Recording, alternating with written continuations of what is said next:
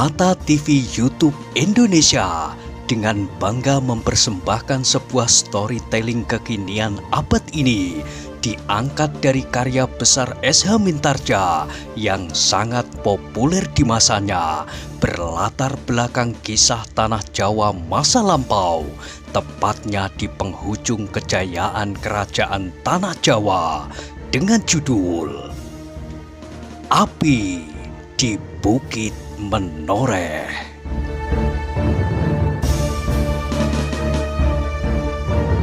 Pada kesempatan yang sangat baik ini, kita masuk pada episode yang ke-114. Selamat menikmati.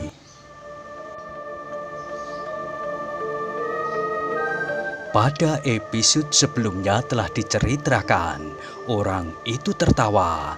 Ia berpaling kepada kedua kawannya. Kemudian katanya, "Kalian bertiga akan pergi ke mangir di sebelah hutan Mentaok. Tetapi kalian takut kedinginan di udara terbuka. Apakah kalian tahu bahwa hutan Tambak Boyo itu menyimpan bahaya yang jauh lebih besar daripada udara yang dingin, apalagi alas Mentaok?" Suto Wijoyo terdiam. Tetapi pertanyaan itu masuk di dalam akalnya. "Tetapi aku kasihan melihat kalian bertiga," berkata orang itu. "Untunglah bahwa keadaan telah menjadi baik, sehingga kami tidak ragu-ragu lagi membawa kalian menginap di rumah kami." Suto Wijoyo, Agung Sedayu dan Swandaru mengerutkan keningnya. Agaknya Prambanan pun pernah mengalami masa yang kurang baik. Tetapi ternyata masa yang kurang baik itu telah lampau. "Bawa anak-anak ini ke rumah, Bowo," berkata orang itu. Kemudian kepada Suto Wijoyo ia berkata, "Keduanya adalah anak-anakku. Yang tua bernama Bowo dan yang muda bernama Supo." "Oh," Suto Wijoyo menganggukkan kepalanya. Demikian pula Agung Sedayu dan Swandaru. "Mari ikut aku," ajak Bowo. Tetapi nada suaranya agak berbeda dengan nada suara ayahnya. Tetapi Suto Wijoyo dan kedua kawan-kawannya mula-mula tidak memperhatikannya.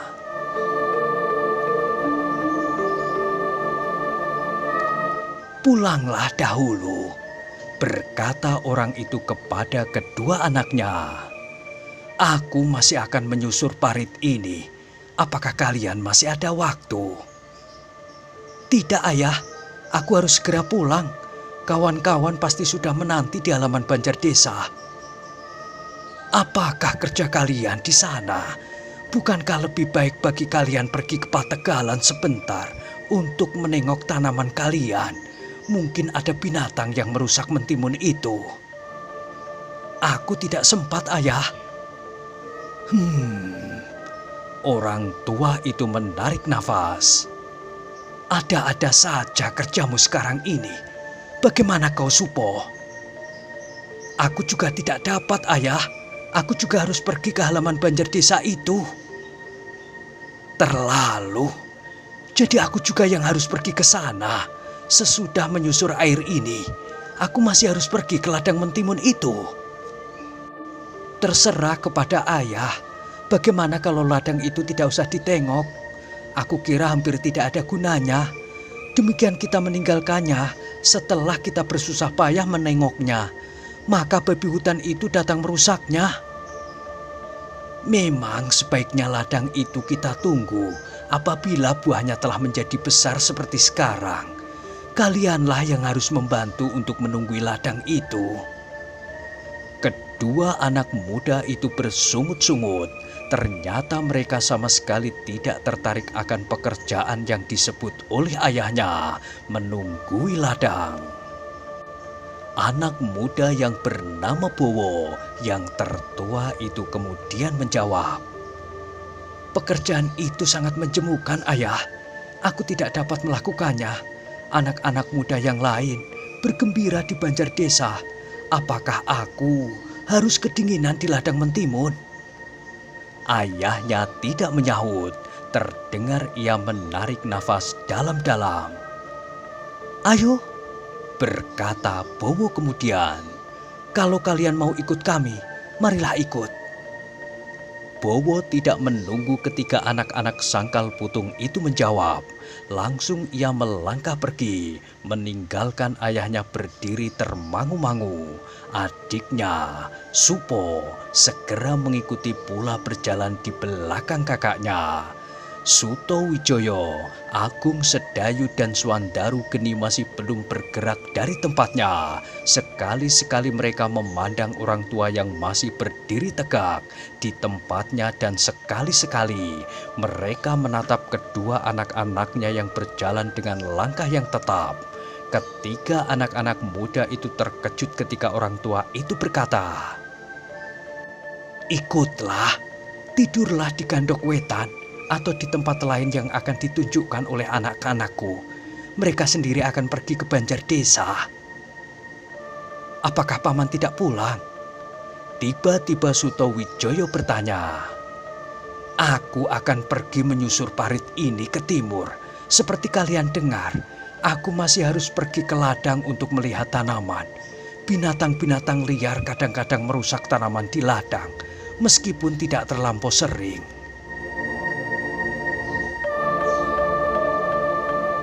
Kembali Suto Wijoyo menjadi ragu-ragu. Ketika ia memandangi wajah kedua orang temannya, maka wajah-wajah mereka pun memancarkan keraguan-raguan pula. Akhirnya Suto Wijoyo itu pun berkata, "Paman, kami akan pergi bersama paman." Sahut orang itu, "Belum tentu tengah malam aku sampai ke rumah." Biarlah kami tengah malam sampai ke rumah paman. Tetapi bukankah paman yang mempunyai rumah itu? Lebih baik bagi kami apabila kami datang ke rumah paman sesudah paman berada di rumah. Istriku ada di rumah, tetapi bibi belum mengenal kami dan putra-putra paman agaknya terlampau tergesa-gesa. Orang tua itu menarik nafas dalam-dalam, kemudian jawabnya, "Terserahlah kalian kalau kalian ingin kedinginan di sepanjang parit ini." "Kami juga anak-anak ladang," tiba-tiba Swandaru menyela. "Kami pun sering menyusur parit. Karena itu, kami tidak akan canggung lagi berjalan di sepanjang pematang." Orang tua itu mengangguk-angguk. Katanya, "Kalau demikian, terserahlah. Marilah." Akhirnya ia berkata sambil melangkahkan kakinya. Suto Wijoyo, Agung Sedayu dan Swandaru pun berjalan mengikutinya pula. Meskipun Swandarulah yang berkata bahwa mereka adalah anak ladang, namun ia pula lah yang bersungut-sungut sambil berbisik, "Tuan, kenapa kita mengikutinya? Kenapa kita tidak pergi bersama kedua anaknya? Kita tidak akan kedinginan di tengah-tengah sawah seperti ini. Mungkin oleh bibi, istri orang ini, kita sudah dijamu dengan air serai hangat." Suto Wijoyo tersenyum. Jawabnya, "Kami adalah anak-anak ladang. Kami pun sering menyusur parit. Karena itu, kami tidak akan canggung lagi berjalan di pematang." "Ah!" desa Swandaru. Agung Sedayu yang mendengar pembicaraan itu pun tertawa tertahan. Tetapi sebenarnya ia pun telah merasa cukup lelah. Karena itu, maka dengan malasnya ia menguap sambil berkata, "Aku bukan anak ladang. Karena itu, aku kedinginan." "Shh," desis Suto Wijoyo. "Kalian tidak tahu maksudku. Aku ingin mendengar cerita tentang daerah ini. Bukankah orang itu tadi mengatakan bahwa keadaan kini telah menjadi baik? Apakah yang telah terjadi sebelumnya?" Oh, kedua kawannya mengangguk-anggukkan kepala mereka. Betapapun dinginnya, namun mereka kini tidak lagi berdesah di dalam hati. Ketiga anak-anak muda itu mengikuti orang tua berjalan di sepanjang pematang di tepi parit. Alangkah dinginnya apabila kaki-kaki mereka terkena percikan air yang mengalir di sepanjang parit itu. Sehingga akhirnya mereka sampai ke sebuah bendungan kecil yang membagi parit itu menjadi 12 saluran yang mengalir ke arah yang berbeda.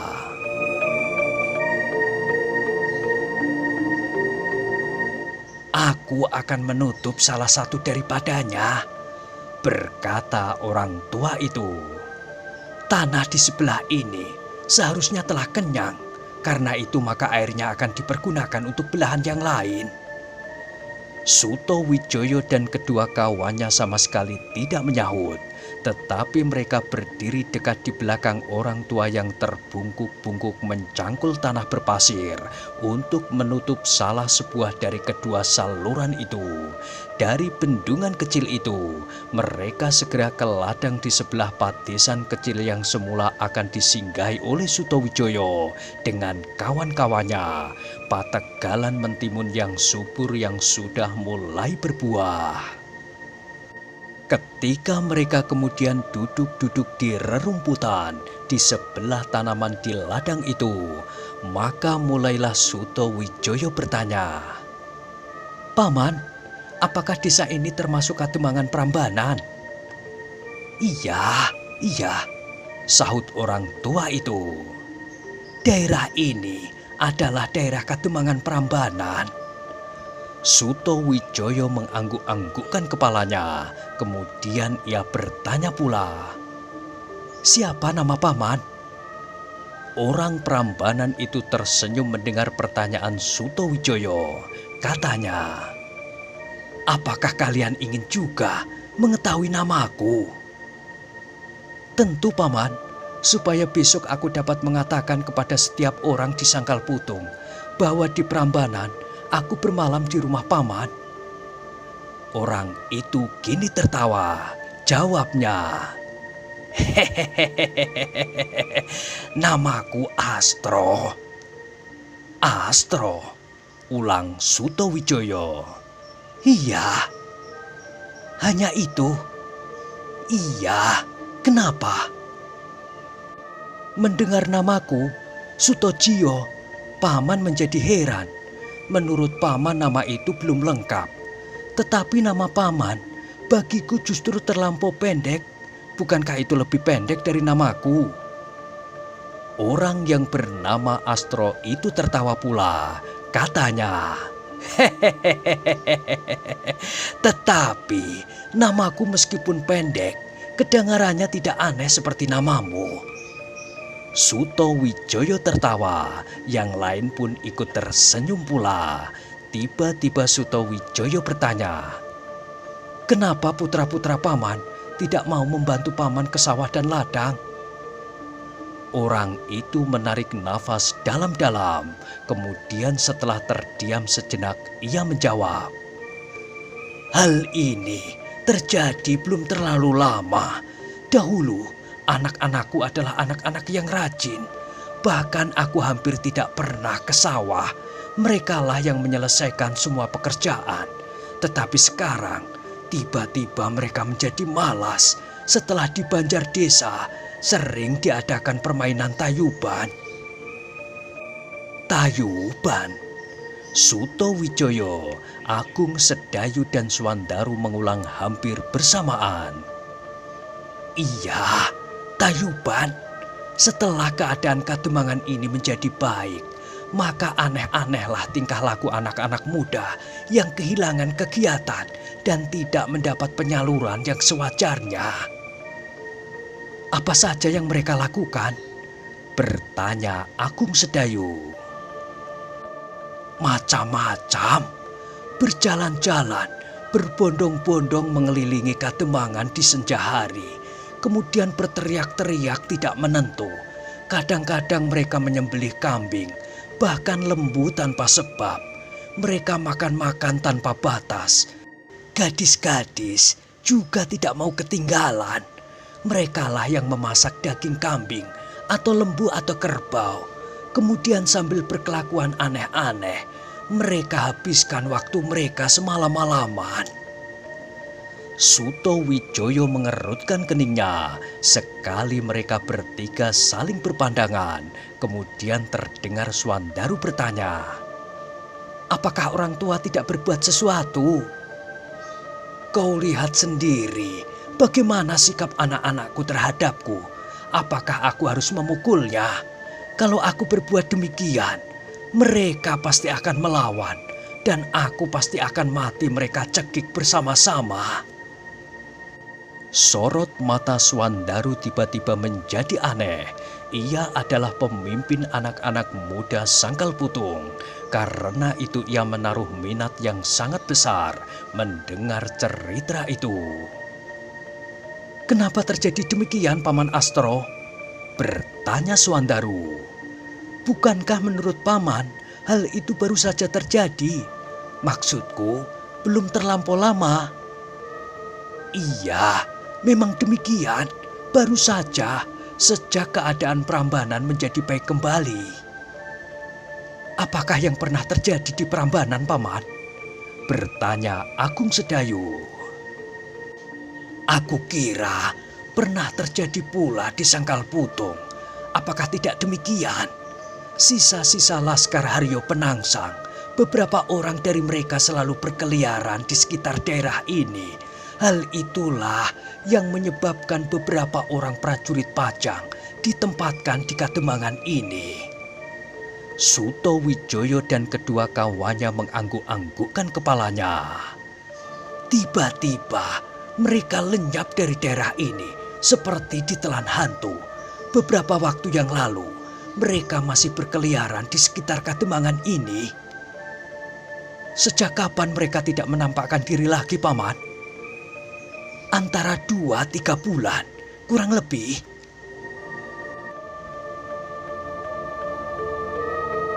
Suto Wijoyo dan kedua kawannya saling berpandangan.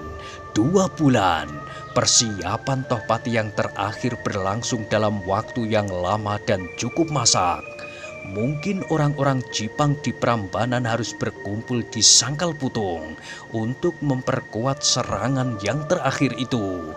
Mungkin pula sejak serangan yang gagal sebelumnya, pada saat Tohpati membawa orang-orangnya datang di malam hari. Tetapi tak seorang pun dari mereka yang mengatakannya kepada Astro. Mereka masih saja berteka-teki di dalam dada masing-masing. "Lalu, apakah hubungannya dengan perbuatan anak-anak muda di Prambanan ini, Paman?" "Mereka mendapat tuntunan dari para prajurit Pajang untuk menjaga kademangannya. Prajurit Pajang sendiri tidak dapat mencukupi, namun sebagian besar dari anak-anak muda itu belum pernah mengalami pertempuran yang sebenarnya. Mereka hanya berkeliling Kademangan, meronda sambil membawa segala macam senjata.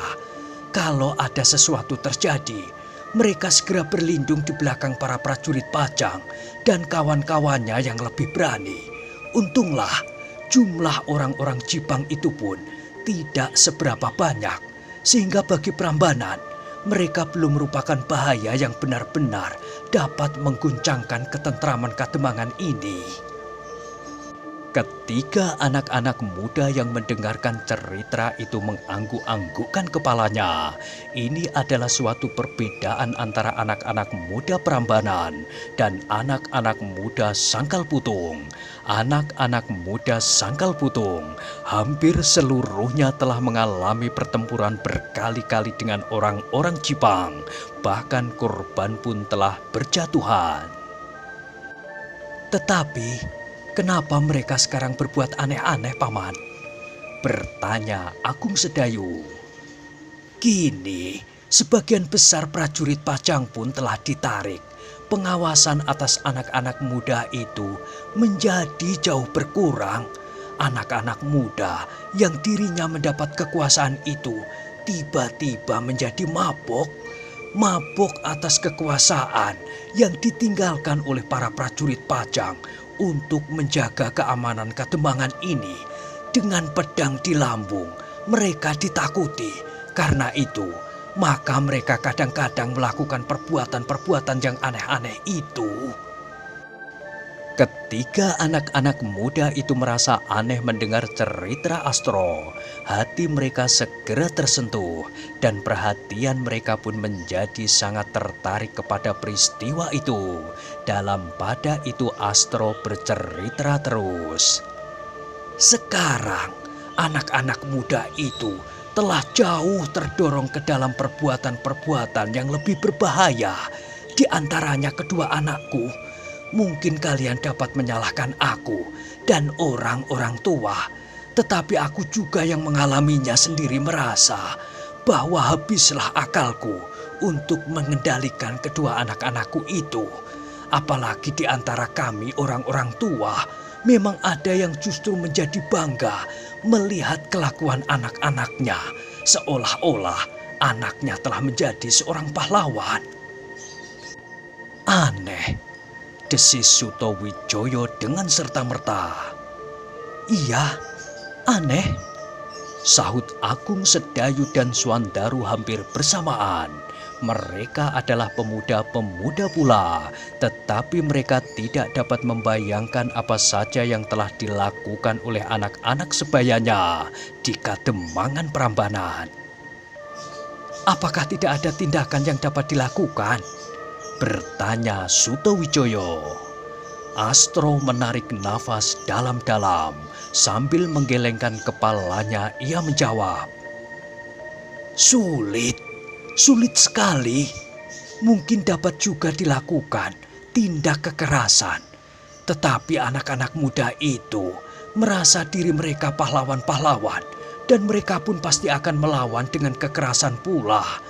Apakah yang kira-kira akan terjadi di Prambanan? Bencana ini akan jauh lebih dahsyat daripada bencana yang dapat ditimbulkan oleh orang-orang Jipang.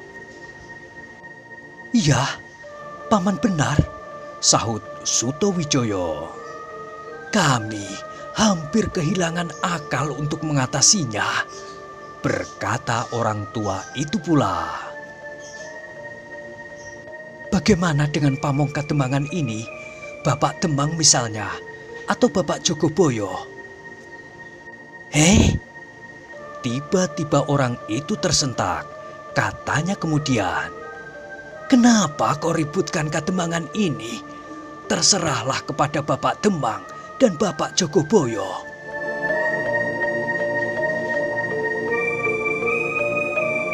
Sutowijoyo dan kedua kawan-kawannya terdiam. Namun timbullah keinginan mereka untuk melihat apakah yang telah terjadi di Banjar Desa Kademangan Prambanan. Karena itu, tanpa bersetuju lebih dahulu, hampir bersamaan Agung Sedayu dan Sutowijoyo berkata, apakah kita akan melihat? Apakah yang akan kalian lihat? Bertanya Astro. Apa yang terjadi di Banjar Desa? Apakah kalian akan membawa kebiasaan itu ke Sangkal Putung supaya para pemudanya mempunyai kebiasaan serupa pula? Tidak, sahut Swandaru cepat-cepat. Kami hanya ingin melihatnya. Orang tua itu tersenyum. Katanya, apalagi kini di Kademangan ini sedang kedatangan beberapa orang tamu. 2 atau 3 orang, aku kurang tahu. Tamu? Bertanya ketika anak-anak muda itu serta-merta.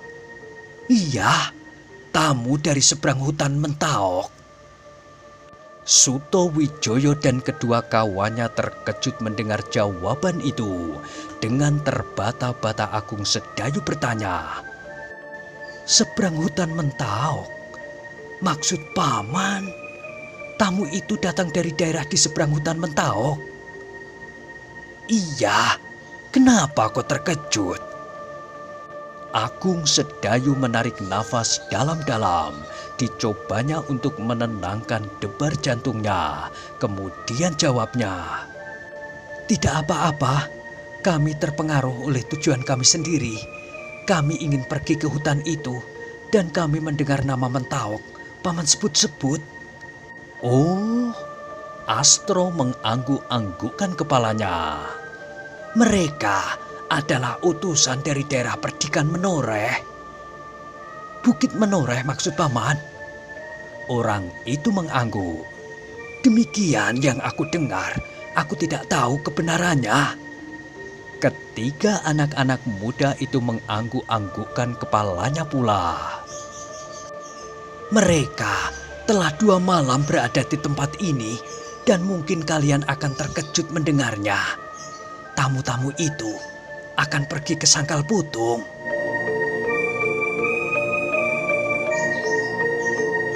Swandaru menggigit bibirnya, tetapi ia masih tetap berdiam diri.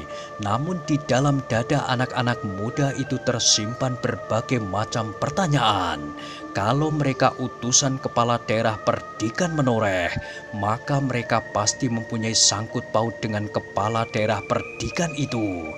Daerah perdikan Menoreh adalah tanah kelahiran Sidanti. Sangat menarik perhatian. Gumam Agung Sedayu. Justru kami datang dari daerah Sangkal Putung. Kapan mereka akan berangkat ke Sangkal Putung? Bertanya Sutowijoyo. Aku tidak tahu, tetapi tamu-tamu itu agaknya kerasan di sini. Mereka pun masih muda-muda, semuda kalian bertiga. Kalau terpaut umur, maka tidak akan lebih dari 3-4 tahun. Alangkah menarik hati cerita itu bagi ketiga anak-anak muda itu. Keinginan mereka untuk melihat apa yang terjadi di Prambanan semakin mencekam hati mereka. Namun mereka tidak segera menyatakannya. Bahkan Sutowijoyo itu bertanya, kalau di Kademangan ini ada tamu, apakah anak-anak mudanya masih juga mengadakan tayub di Banjar Desa? Tamu-tamu itu pun mempunyai kesukaan serupa. Oh, Sutowijoyo menarik nafasnya dalam-dalam. Lalu tiba-tiba ia bertanya, bagaimana dengan para prajurit dari Pajang yang masih tinggal di sini? Hei, kembali orang itu tersentak. Kenapa kalian ributkan Kademangan ini? Itu bukan urusan kalian, bukan urusanku, dan bukan urusan istriku. Urusanku sebenarnya hanyalah berkisar pada anak-anakku yang masih mursal pula. Paman keliru, sahut Sutowijoyo tiba-tiba. Keadaan Kademangan ini adalah tanggung jawab segenap penghuninya. Tanggung jawab Bapak Demang, Bapak Jogoboyo, Bapak Kabayan, Bapak pamong-pamong yang lain, dan tanggung jawab paman pula. Orang itu membelalakkan matanya. Ia sebenarnya sependapat dengan Sutowijoyo yang menamakan dirinya Sutojio. Tetapi karena yang mengucapkan itu seorang anak muda yang ingin menumpang tidur kepadanya, dan seorang anak muda yang disangkanya betul-betul anak Sangkal Putung saja dengan pakaian yang kusut, setelah mereka mengenakannya selama 2 hari terakhir, siang dan malam, maka Astro menjadi heran. Dengan penuh selidik ia bertanya, dari mana kau bisa berbicara seolah-olah kau ini seorang pemimpin pemerintahan? Aku sering mendengarnya, Paman. Bapak Demang Sangkal Putung sering mengatakan demikian. Oh, Astro mengangguk-anggukkan kepalanya. Apakah Bapak Demang Prambanan tidak pernah berkata demikian? Tentu. Bapak Demang adalah seorang Demang yang baik. Tetapi apakah ia dapat berbuat banyak di antara para pamong yang berbuat tidak baik? Di antara orang-orang tua yang berbangga melihat anak-anaknya berbuat edan-edanan. Bahkan bukan saja Bapak Demang, ada juga beberapa anak-anak muda yang menangis di dalam hatinya melihat perkembangan keadaan, tetapi tidak mendapat kesempatan apa-apa. Sutowijoyo mengangguk-anggukkan kepalanya. Agung Sedayu dan Swandaru duduk terpekur, tetapi ia mendengar setiap pembicaraan dengan penuh minat.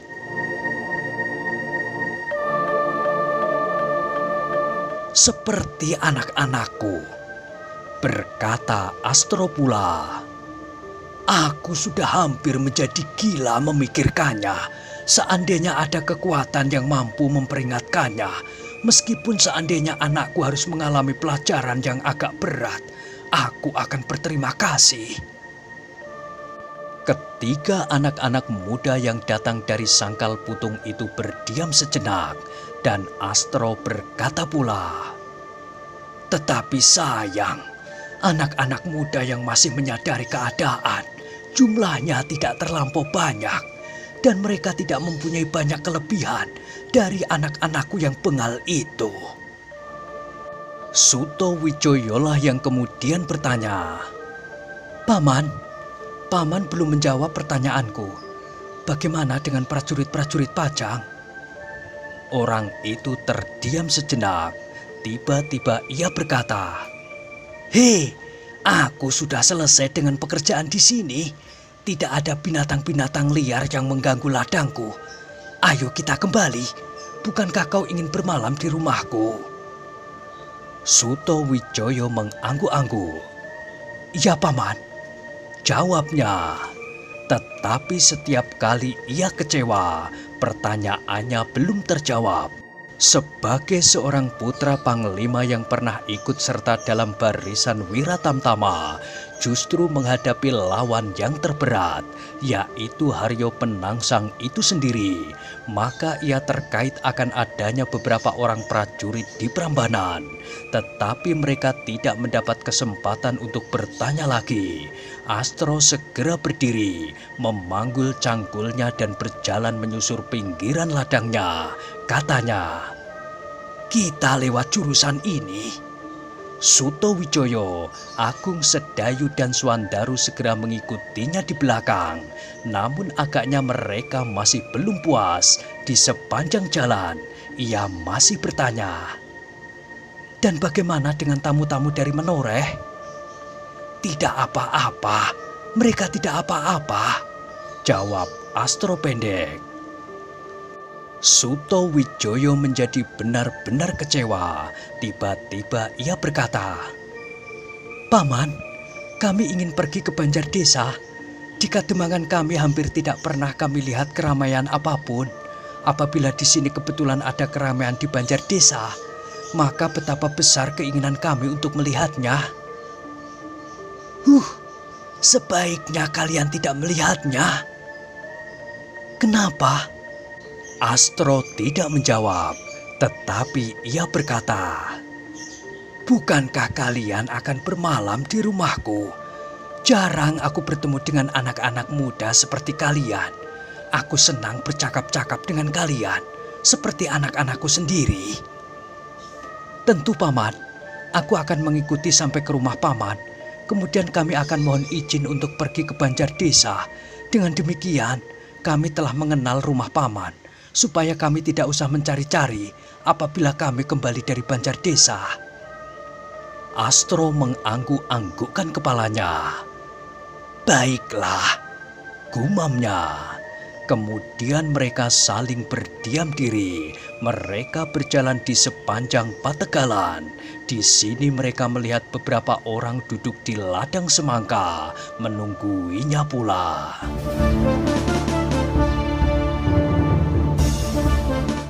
Nah, bagaimanakah kisah selanjutnya? Silahkan ikuti terus kisah Api di Bukit Menoreh pada episode berikutnya. Sampai jumpa.